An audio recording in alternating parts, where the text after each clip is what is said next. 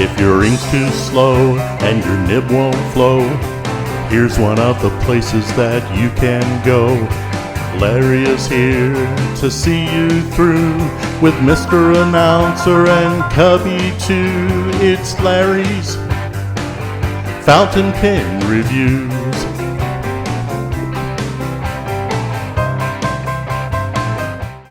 Thank you. Welcome to tonight's Zoom. We have as our special guests Doctors Jay and Joe. Wow, double J tonight. Wow, can't beat that with the stick. Yeah. Okay, well, we're going to start off now. Dr. Joe and then Dr. Jay, we'll call them that way.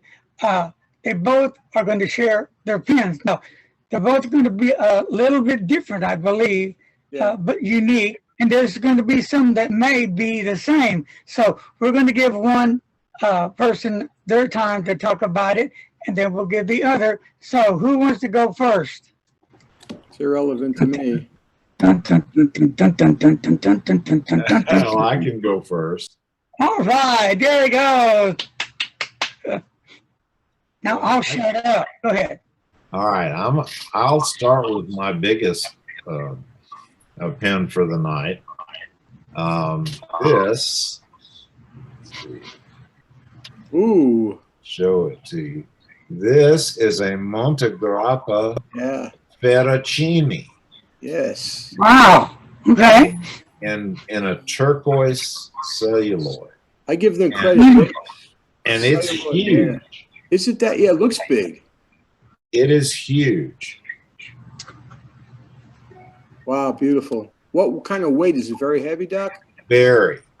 It's very not as heavy as my Damascus steel Cypress pen, I guarantee you. But you don't post this. It's way too back heavy if you try to post it. But it's a beautiful pen with an extra fine nib. And there are not very many of these around. I think they made 25 in each color. They had a darker blue, and I don't know what other colors they had, but this turquoise celluloid is really really stunning. Yeah, that's beautiful. Yeah. So, Doc, is that a fine nib? It's an extra fine. Extra fine. Okay, you're like Dr. Joe. Okay. Yeah, I like extra fine nibs, unless they're big, fat, oblique nibs. Okay, here's a pen that I just got recently. I had to wait for it for a long time. This is a Lamy Dialogue. Okay. 3, the newer model.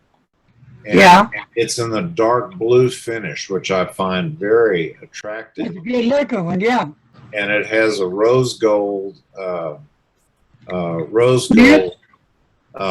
roll stopper. It doesn't have a clip, which is makes it a little bit impractical to use at work. But I want to show you the mechanism. You turn it, and the nib comes out. That's beautiful. And the mechanism is very, very smooth and sure. The quality of the construction is excellent. And then you just turn it the other way, and if I can show you, you keep turning it, and then the little rose gold cover comes over it to keep it from drying out.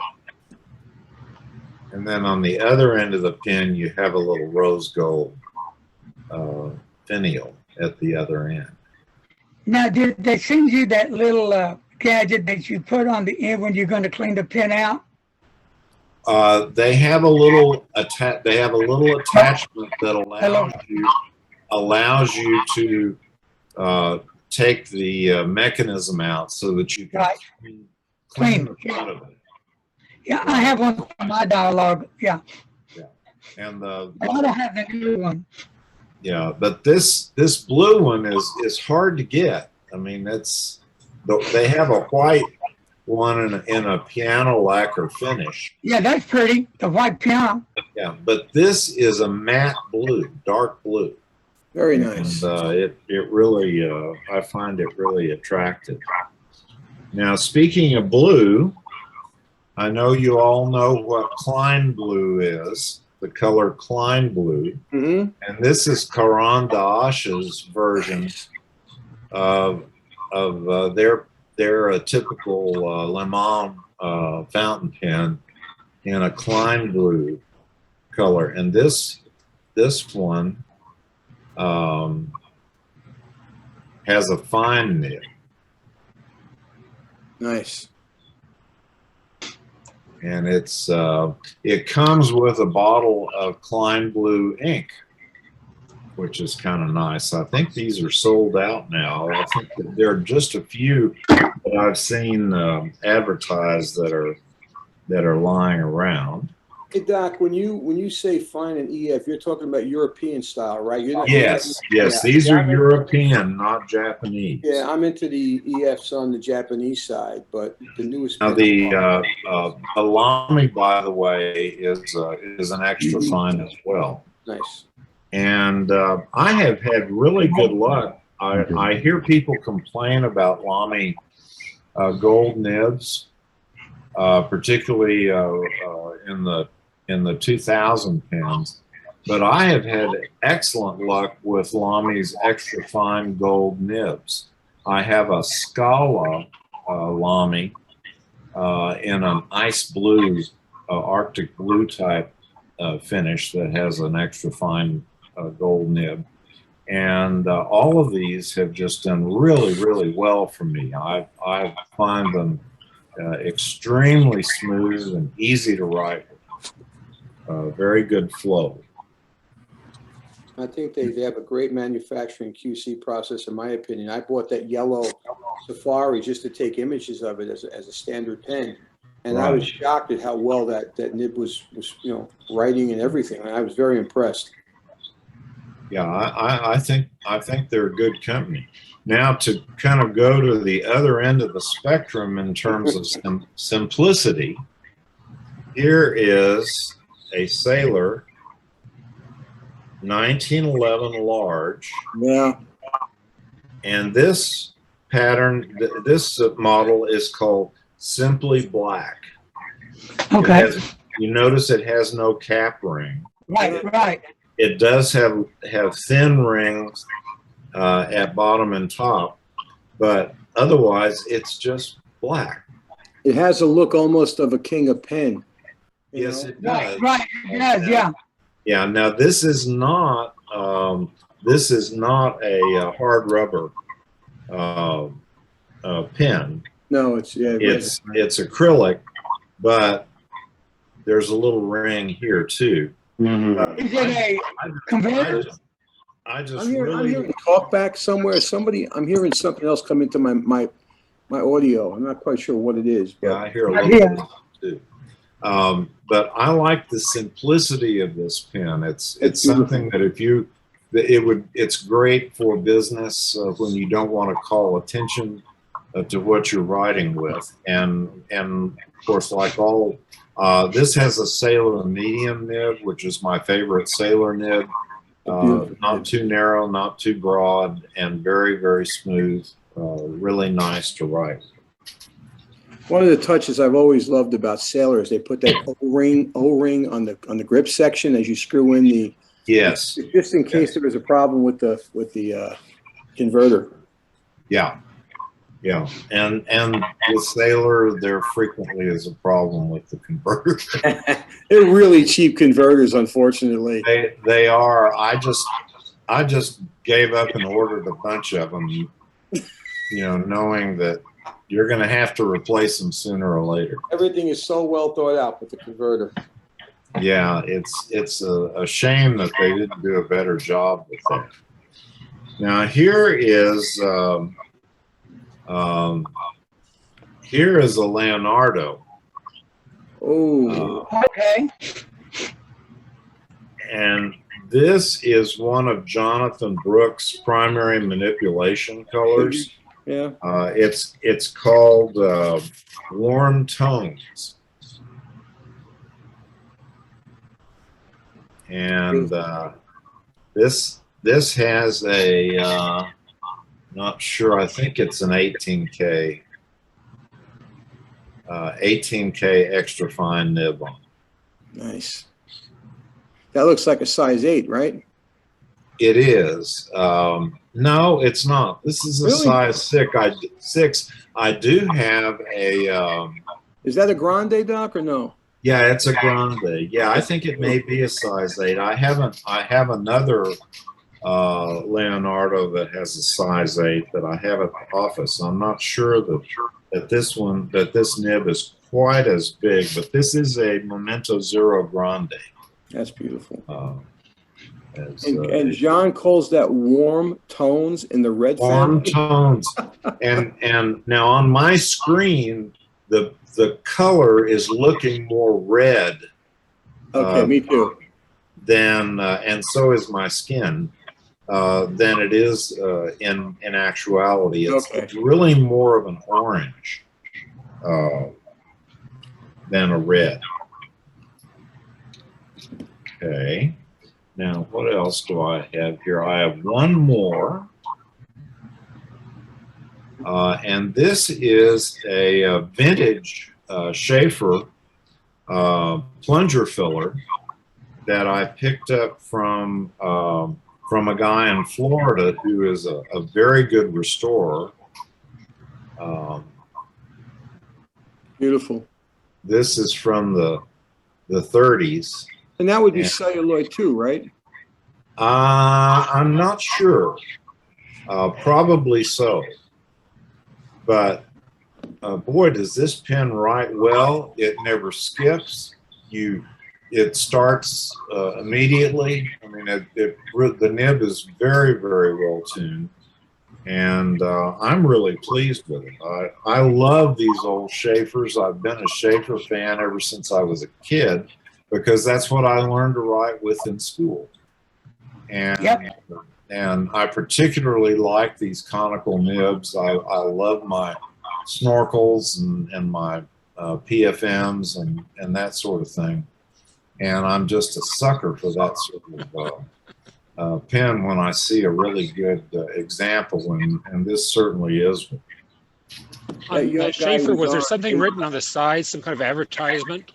Well, this is just the. Let me turn this on. Of course, the camera is going to have it backwards, but it's just W.A. Schaefer Pen Company, made in USA, and then there's a number underneath at the bottom. Very nice. Thanks. Beautiful. Yeah. So the markings are pretty good on it. Okay, that's what I have for this evening. Doc, I have a question for you. Do you have any high-end Emperor pens with Macchier on them? I do not, unfortunately. Okay. The favorite pen that I would like to have but don't have is the Namiki Goldfish. I'm going to speak about that. I'm going to speak about the Emperor Goldfish one. The old model. I have seen it at shows, but I've just never been able to. Did that have rounded finials or flat finials? No, the flat one. The flat one. I want to talk about that in terms of the one I picked up from Mr. Cypress, because I've been asked about that, because they literally duplicated that pattern on that pen. So I'll show that in a minute. Yes, I saw a photograph of that, and at another show, and I can't remember which one it was. I think it was the Dallas show a few years ago.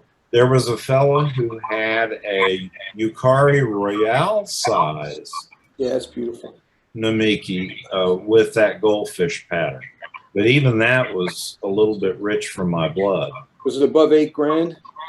No, it was more like 6. All right. But the Namiki Emperor that I'm about to show, I want to talk about it in terms of the Mr. Cypress one. You know, that Right. one is selling for around 12 to 15,000. I have no intention of buying that. It's way above my price point, Yeah. but just in terms of what I got from Mr. Cypress for that same thing. So, How much did you say you got on it? one I'll show you from Namiki, the Emperor, that's got the goldfish pattern on. It's about $12 to $15,000 for that pen. It's one of the more expensive Namiki Emperors that are maquillé. They're beautifully done, but you know, it comes down to value and worth, right? You know, so I'm going to go ahead and share my screen right now. Go ahead. I'm doing this in terms of a presentation, so bear with me. Just easier for me rather than I'm searching for everything. Can you guys see that full screen? Yeah, I can. So I call it the rabbit hole. So the Mr. Cypress pens, now most of you guys have seen my pens because I photograph these things and post them real quick. So this is the current lineup for Mr. Cypress. And consider that every one of these pens is at least the size of a Mont Blanc 149. So it shows you how big that last one is, the Forchen.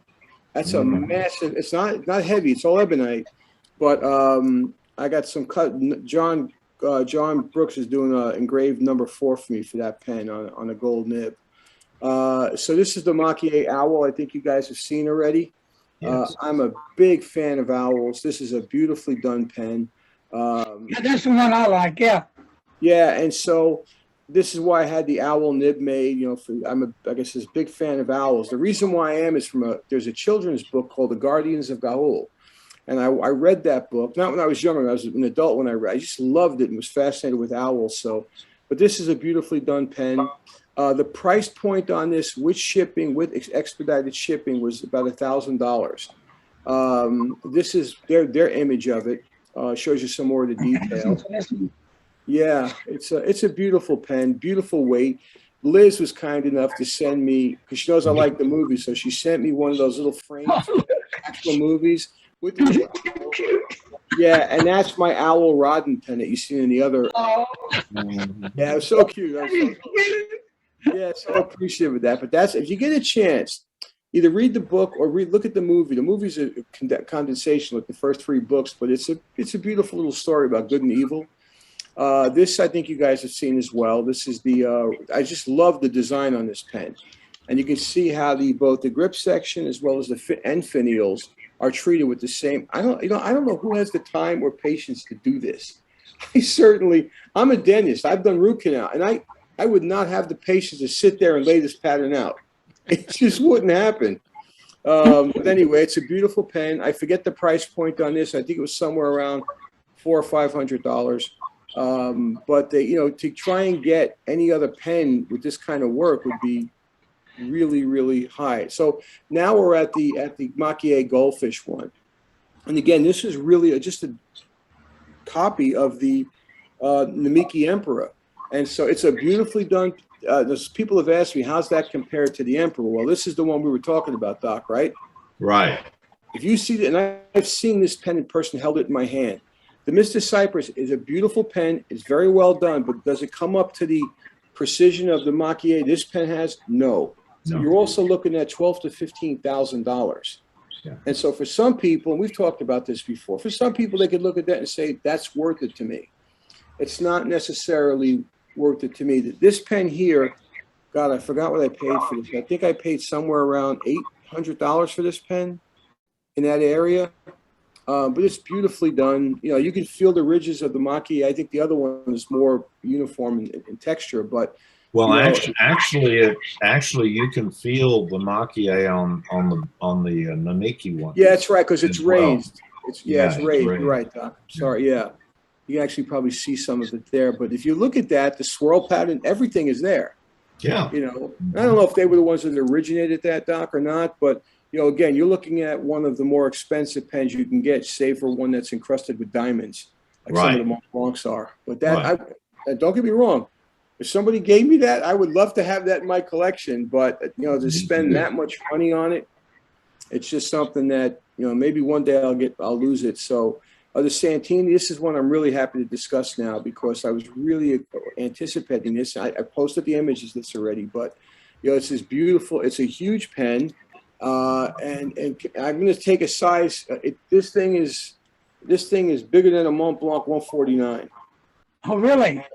Yeah, I'll take some size images. I haven't had a chance to do that yet, but take a gander at that nib. And Doc, I think this would be right up your alley because that's an EF, but it's a European style EF. So it writes with a Right. thicker line. Right. This nib has some spring to it. It's not rigid. I'd say this spring is comparable to a Mont Blanc. I'm sorry, a Pelican M800 in springiness. Not like an M1000. The M1000 drives me nuts, but I can use this pen. So I'm going to film some writing. One of the things I also do with these pens, you see me do flourishes pretty quickly. I do that to see how the ink comes off the nib. Right. Some pens, if they're dry, they can't keep up with that stroke. This pen is able to keep up with it. I'd almost describe it as being a little wet, but they did a beautiful job on this. It has just enough feedback for me to really enjoy the pen. But, and you can see the really nice. Yeah, the 149 is on the left on the top image, and the number 8 Grande, Leonardo Grande, I believe that's a Yowo nib in there. And I was expecting the Mont Blanc to dwarf this thing because the Mont Blanc is technically a number 9 nib, if I'm not mistaken. Yeah, but their numbering system is unique. They Well, this would be like a 10 or an 11 or something. Right. It would be, yeah, it's just a massive nib. I was very happy with it. The material is ebonite. They also make them in acrylic or resin. This is called a lava ebonite. And so I really dig the pen. What I didn't realize until I bought it was that the cap band is actually a vermeil. It's sterling silver, Right. with gold plating, and a thing I forgot is also that it's only each one of those colors is 33, limited to 33 pieces. So this one is number 28 of 33. I can't even believe I was able to capture that image. Does anybody want to ask me anything about this pen yet or no? I'll send some. I love what they did with the section. Yeah, it really is. It's that Greek key. Yeah. You know, and as a matter of fact, I don't know, Doc, if that section is also vermeil. It might be. Yeah, it might be. The problem with me is my eyes. Looking at no, I don't see any stamp, any sterling stamp on that, but it's a pretty hefty pen. Not as hefty as that Shen pen. Larry, do you want to ask me something? Yeah. Now back to nib comparison. It shows a number 8. What size is the 149? It's supposed to be a Mont Blanc number 9, but as Doc was saying, it's probably a slightly different coating system. Because I wasn't expecting the nib from Santini to be this big. I really wasn't. I've seen the images of it until you see it in person. I mean, it's not Namiki Emperor size 50 nib. Right. In a class all by its own. Now, I assume that's a piston filler? Yep. It's one of those captured converters, I think, because as you express the piston all the way down to empty it, it has a hard stop. As you come back, once you get to a certain point, it starts clicking. Right. You know, I think that, if I'm not mistaken, even Leonardo, I think what they do is they take a large converter and I think they're adapting or gluing it into the pen or something. But if it was me, I would much prefer to have this as a cartridge converter. I've said that many times. Now, is this pen more grittier than the 149? It's bigger than a 149, I believe. Let me see. I will take an image. Normally, I take images with the 149. Let me just get one. Yeah, can you pull them both up in comparison, maybe? Yeah, when I take off the sharing of the screen, I'll show you. Okay. Let me see something here. Yeah, this dwarfs the 149. Wait, it dwarfs probably too much of it. Let me take a quick image of it, and I'll post it. Because I like the size of this pen. I think it borders on oversized, like the Namiki Emperor is something that you really got to take a liking to be able to, to want to use a pen that big. I like the oversized pens myself. Yeah, but have you ever held a Namiki Emperor and tried to write with it? No. John, what was that, Dr. James? Yeah. At the meeting we had one day, you brought a big pen. What was that pen? Remember what it was? I have a number 50 red Urushi.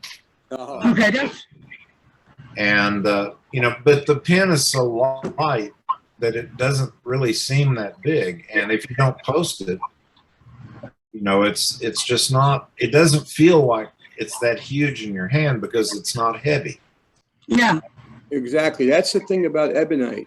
You know, ebonite the Emperor is really big, but you know, it's deceptively light. I think, and keep in mind that pen actually has a metal rod that runs the entire length of the barrel. And that's what seals off the Right. Yeah, I forget what they call that. It's whatever. You got to crack the back of it just a few turns, turn, Right. to get the ink to flow. The nice thing about that's a safety mechanism, so the thing doesn't just come pouring out. But that's a really good nib. And the only disappointment I had, Doc, and guys, about the Emperor is beautiful Urushi coating, right? And I like the red one. It's got a red Urushi coating on the actual feed.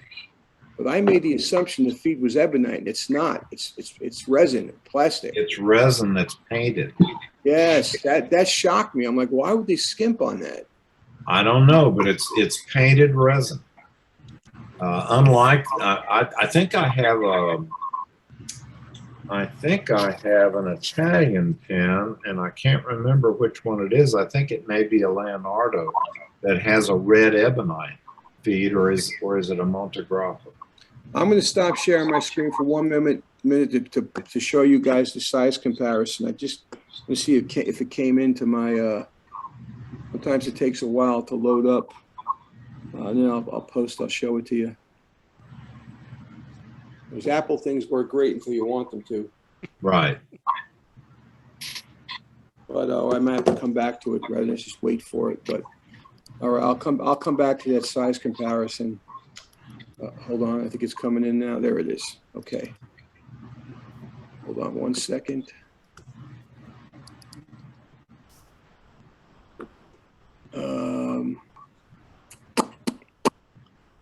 Where am I? Close this down.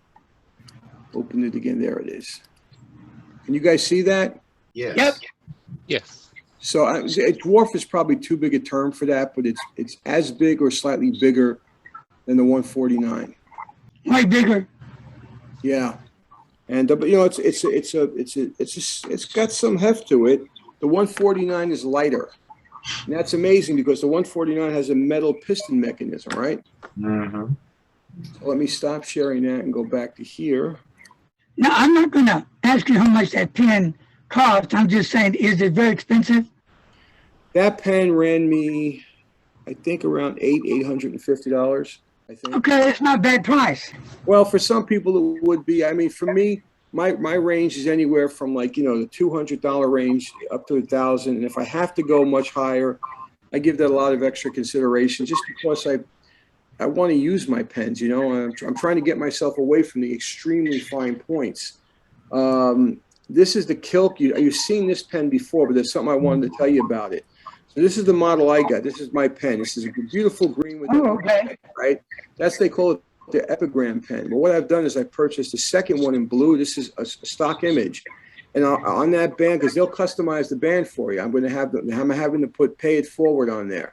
And so that's going to be the pay it forward pen. And I'm going to see if I can get that onto the nib as well. So these are beautiful pens. These come from Turkey. Yeah. So Turkey? Okay. Yeah. I don't know. Well, that's where Galen leather comes from. Right. Istanbul, Turkey. Uh-huh. Aegean leather, beautiful case. Right. Before. And of course, I told you guys about the Delta pen. This is not here. Oh, yes. Yeah. So, Doc, this is as you guys probably know, this is Nino Marino's reinvention of the Delta brand. +1, and this is celluloid. This is their celluloid. But I love this because it's like a vintage. Yeah, this came in from Galen already. I'm going to be doing a huge review on it. You know, his wife passed away a few years ago, and this was their dream. She's the one that created. This was their dream to get Galen leathers going, and they named Galen leather after their son. All right, so you're talking about not Nino Marino, not this pen. You're talking about Galen leather, right? Yeah. Galen. Okay, all right. Okay. Yeah. No. So I already paid for this pen through Chatterley Luxuries. I think Brian Greer. I can't remember exactly what it was, but I think it was somewhere in the air about $1,200 or $1,300. But to me, this is an important landmark because, you know, I've always loved Delta pens. And Yeah. I'm glad to see them make a comeback. And it also has an interesting mechanism. He's got some weight in the back that can allow you to modify the weight of the pen and balance of it. I Right. have no idea if it's worth it or not, but it seemed like I just wanted to support the effort. And it's such a beautiful looking pen. It almost looks like Mach-E with gold underneath it, you know? Yeah, the celluloid is gorgeous. Yeah, well, like Monte Grappa, right? I mean, Monte Grappa Right. continues with celluloid. And that's really all I got. Okay. I can show you my Kilk. Here, if you can put me back on screen here. Yeah, you're on. I'm on. Okay, this is my Kilk, Yeah. which is has a little bit different cap ring, but it has the roll stock. Yeah, it's beautiful. They make one with the white barrel too, right? Yes, they do. They do. I think Jean has one of those. She's the one who turned me on to this. But these have steel nibs, but they write really well. The difference is those are Bach nibs, so I want to replace mine with the gold nib. Not because it writes better, just because that's what I want in the pen. Right. But they are Bach 250s, which are I think number 6 nibs. Yeah. And this is the Sailor. What do they call this one again? Something like a black hole or something like that. Yes, the black hole. Beautiful pen. This is my favorite size pen to write with. I'm in love with Yeah, let's see that again, Doc. Yeah. Yeah, that's it. Okay. Yep. Sailor. Yep. That's the one. Yep. This has a 21 karat extra fine nib on it, and most of my stuff. Yeah. But I can tell you, I wrote a little bit with the big guy, and it is in fact a European EF, which means it gives you wider line. I'm trying to get used to that. But if you like a slightly springy nib, not flexy, but springy, that's a beautiful pen. I just wanted to support the effort. They're making their own mega nib. So I know Leonardo is making one as well. I asked Sal to make me an Arco celluloid, almost Arco celluloid, a bronze one. I'm hoping that I'll wait for it. I'd like to try their new nib. It's exciting to me for these companies to be actually doing that, make their own nibs. Any input or questions, guys?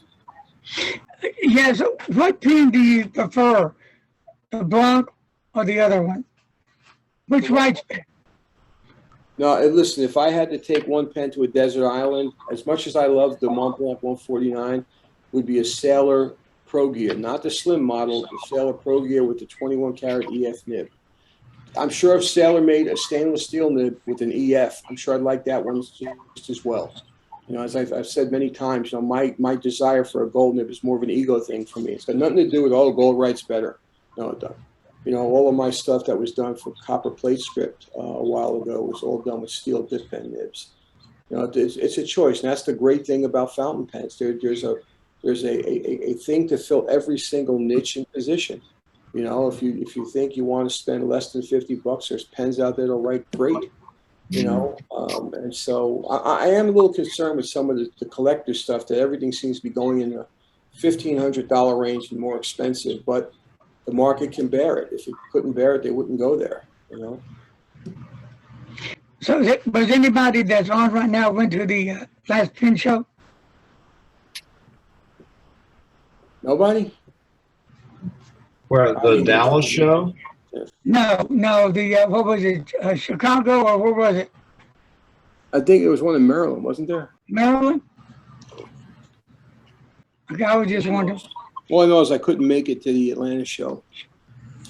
Okay. Yeah, Dallas is going to be the only one I can make this year. When is the Dallas show, Doc? It's last weekend in September. Yeah, the IAMPITH convention for calligraphers will be in July 11th in Atlanta, Buckhead, Atlanta, in the Buckhead area. I'm going to be doing a little teaching there. Not with script. I'm going to be, myself and a few friends will be talking about the archives. We have an incredible archive of old material, you know, an artwork from a period of about maybe mid 1800s to about, you know, mid to late 1960s. Just incredible stuff. I posted much of that. And I'm trying to get like John maybe to come there because, you know, these are people who love to write. You know, I gave a friend of mine a sailor, Pro Gear. She's a real handwriting specialist and really good at it. You know, what you guys see me doing, hey Dan, and Ms. Marilyn, how are you? You probably heard me talk about this, but the stuff you see me post is not true cursive handwriting. What I do is drawing letters slow. If you want to see people that do that, there are folks out there that can do very beautiful, like Palmer method hand. I don't have the time or the patience to learn that anymore. What I did with copper plate script is took it out of me. So what you see me do, I write very slowly. So that's why I can't show you guys me writing the page. It would take like forever. And a lot of times when I post stuff, I write very large and I will scan it and then clip and paste things together to make the full image. I do that a lot with some of this. You see me flourish, right? Birds, and I can do that pretty quickly. But I cannot do mirror images, which I post a lot. I have to scan that, copy it, flip it, paste it back together, and it makes this impression. I try to tell people that too. I don't want them thinking I've got some miraculous hands that can do this. It's not. I've seen people that can do that. It's pretty John DeColobus. John did that in the video. He was, you know, it's flourishing birds. But, you know, my buddy John admitted to me it took him several takes to do that. You know, because you're a little off or something. But he's got one of the most skilled hands I've ever. You know, he'll tell you now his hands aren't what they used to be either. Jake Weidman's probably got some of the, and Michael Ward. And Michael Ward from old style penmanship stuff. I haven't seen anything modern day better than him. You know, he's that good for that style of writing. You know, because he doesn't. Susan Cunningham calls him the king of flourishing. Yeah, I mean, he is just. You know, look at as long as you get it done, that's okay. It's impressive to see people that can do that real time. You know, I've done my copper plate stuff real time, and even that was writing pretty slowly because that's strictly considered the drawing of letter forms, what they used to call engraving on paper. But, you know, I really basically stick with fountain pens now. I think the fanciest flourish that I do is the wiggle over the T. Whatever floats your boat, Marilyn, you know? I think anybody willing to put pen to paper and let other people see it deserves credit. I don't care whether you think you're writing like the old masters or just whatever you want to write. We need people to put pen to paper. If we don't have that, we don't have a need for fountain pens 20 years from now. No. You know, people have to, collecting these things, if you want to do that, that's great. But you got to be able to use them too. And I don't mean like I do or Michael Ward does. I'm just talking about, actually, Michael won my giveaway. It's going to be very interesting to see what he does with that Sailor Pro Gear. He's got fountain pens. I don't think he's ever had a Japanese EF nib. That was my recommendation to him. I got a free Lamy Vista. I mean, Lamy Safari. Yeah. From the pen club. Yeah, that's a great starter pen for someone or a regular pen. I mean, it's just. I have a Vista, which is clear, but I wanted one that I couldn't see all of the staining that happens. So I went to the pen club, and this guy was giving it away, and I was like, I'm going to take that. And he also had a. I can't write with a Safari because I'm a left-handed underwriter, and Private Reserve. The section just doesn't fit my hand at all. Private Reserve makes a very dry. It's called like orange silver, red silver, turquoise silver. That stuff dries so fast it will make your hair stand up. Try. Do you have any color of that on paper? Which paper, Bar? Whatever he's talking about. Did he swabs on it? Oh yes, I have. Give me 2 shakes. You know what I was going to do, Marilyn and Doc? You'd appreciate this. You know, I was going to get myself a true chromatography setup. You know, Yeah. and you'll Yeah. put a drop of ink at the bottom, and then whatever the medium is, alcohol, and just see what these things separate as. That would be a really interesting thing to do, but it's one other thing I don't have time for. Right. I do toilet paper chromatography every day. Hey, real quick, this is not fountain pen stuff. Before Marilyn gets to that, let me just quick. I'm so proud of this guitar. Can you see that? Oh, Yep. that's beautiful.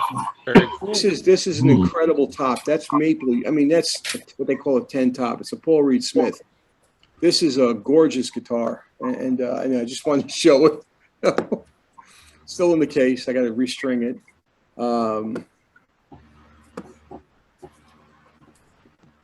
Trying to get myself playing again. Okay, I think I found it. I had to, so they have, show you with my camera up here so that way you can see.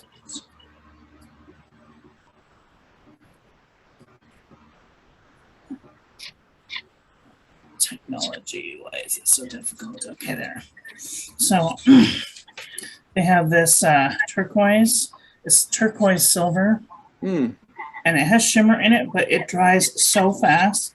And then they have this orange silver that dries really fast. And like, there's like no, this is 99-cent store paper. And 9 times out of 10, you'll get like really bad feathering. Yeah. Marilyn, the stuff that dries fast, does it have any kind of alcohol smell to it? No. All right. Yeah, that's the first thing that I do, especially when I have fountain pen inks, because most will have little feathering like this, but like this turquoise ink, none. There's probably a higher amount. There's probably some type of binder. I don't know if they use gum arabic in that or not, but you want to. I don't know. All I know is that it dries like nobody's business. It's good stuff. I highly recommend it. If you have a pen that you don't mind putting shimmer in, Lamy, I want to tell you about a little trick that I also discovered about the Lamy pens. I can break it out really quick. While you're getting that, what company was that ink? Private Reserve. Okay. So this is a Lamy Vista. And if you take out the feed, right here in the middle of the feed is an extra little reservoir to open up the feed or clean it out. Huh. Really? Isn't that cool? Is that on any Lamy Safari? Any Lamy Safari. This is the Lamy Vista. This is the Lamy Safari. How did you figure that out? I saw it on a video. Oh, wow. Yeah, I see Stan was nodding his head vigorously. Yeah, the Safari All-Star, all of those models will have this feed, yeah. That's an inked pen I just took apart. Oops. I was wondering when you were getting ink on your fingers, Marilyn. It was an ink I knew pen. It was a good time. That's all I know. You don't have ink on your fingers, you're not serious. It's not having a good time. That's right. But yep, that's a little trick that I learned a little while ago. I thought I'd share that just in case anybody was Cool. Well, I fill interested. my pens up occasionally when I'm at the office, and one of the things I had to do is talk to my cleaning staff and let them know if you see lots of red stuff in the garbage, it's not fun. Right. Seriously. Even though we know that it was brown by the time they got to it, but I says no. I showed them the ink. I said because I filled this guy up. Well, if I'm not showing it or not, but I filled this guy up at the office, and I got my syringes in there too to do it. But yeah, I didn't want them to freak out. You know? Yeah. That's the first thing anybody ever says when I walk into work. Were your hands clean today? I'm like, shut up.